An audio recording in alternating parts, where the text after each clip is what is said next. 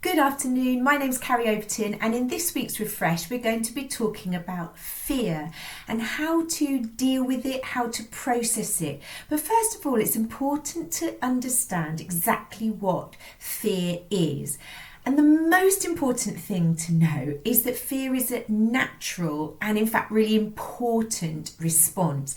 So take yourselves back, generations and generations ago. Fear was basically what kept us alive, having that healthy fear that provoked in us a sort of fight or flight response, so that when the sabre-toothed tiger was ready to sort of jump out on our hunter-gatherer ancestors, fear was the thing that sort of protected them, and that physical response was the thing that made them either choose to stay and fight or to run away. But of course, most of us don't live in those sorts of circumstances now, certainly not with saber-toothed tigers. We do have real fears, and there are times, and we'll talk about that, when something genuinely frightening happens and that response kicks in.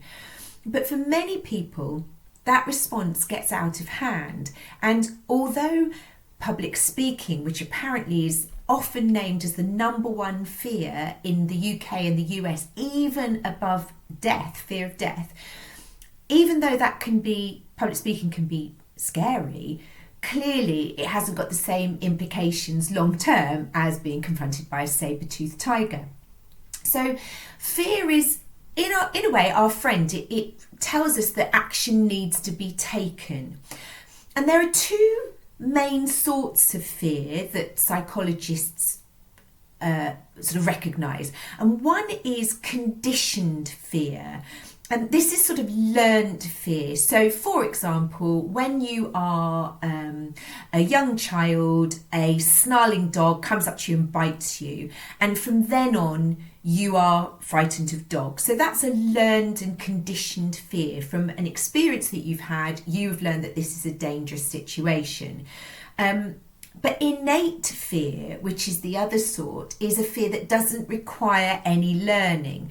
And so that is, heights actually is an innate fear. If you feel you may fall, that is a natural, we don't have to learn that there is a risk there. Our bodies sort of protect us.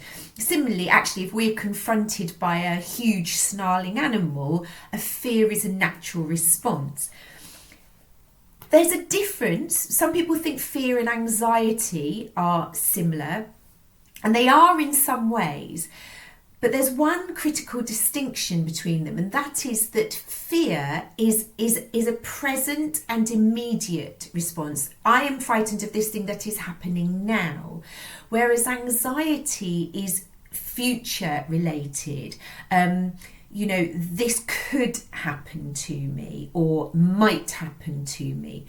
So that's quite the distinction. So having a fear that is out of hand or disproportionate can cause longer term anxiety. And when you are frightened, you have two sorts of responses. One is a biochemical response and one is an emotional response. Now, more or less, everybody has the same biochemical response. That's that sort of rush of sort of hormones that that come into our body, and it's that natural survival instinct that provokes that fight or flight response. Now, emotionally, however, we can interpret those feelings in different ways.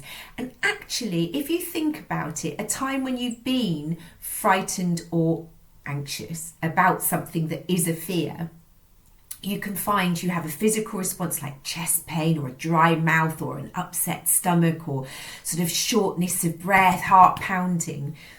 Now think of something that's quite exciting and something maybe you're excited about going on holiday, excited about doing something. The symptoms can actually be really similar, and that's why it's how you interpret those physical sensations can be pivotal to helping you overcome them. Because some people, the thrill seekers who go sort of bungee jumping and base jumping and all those sorts of things, enjoy and appreciate the exciting element of fear.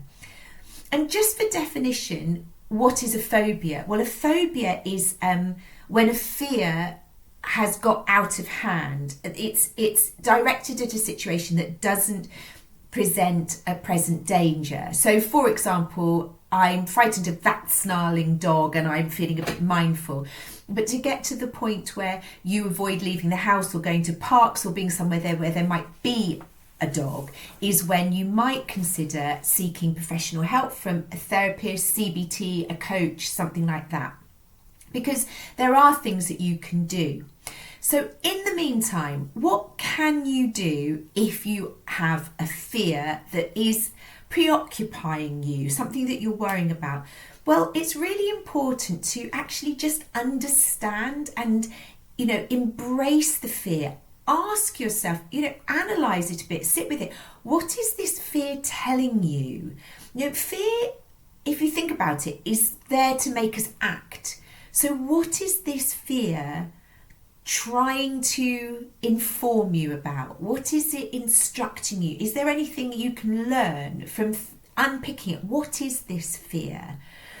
And then have a plan.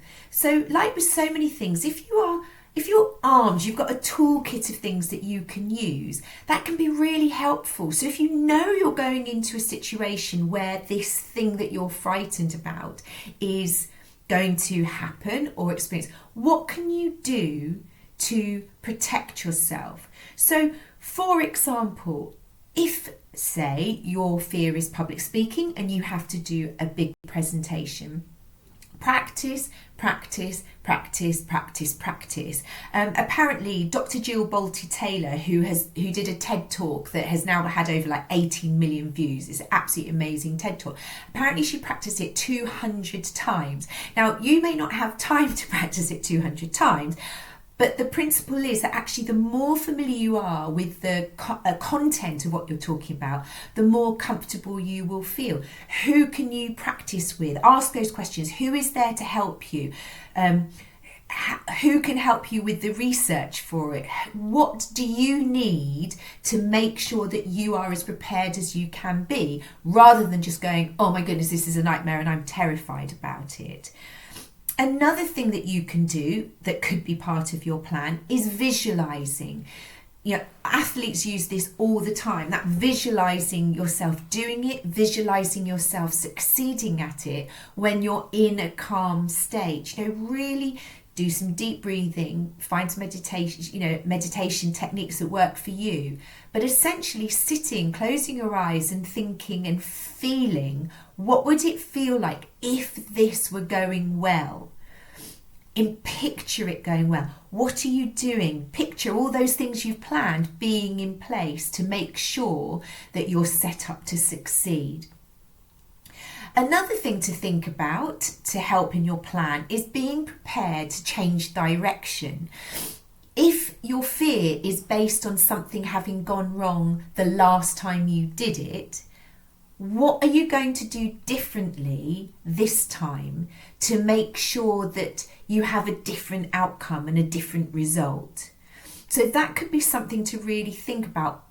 Do you know why the last experience wasn't good? And so what can you learn from that is a really important question to ask yourself. Another thing to do is really educate yourself about it. Having that knowledge, being really fully informed about the situation that you're worried about.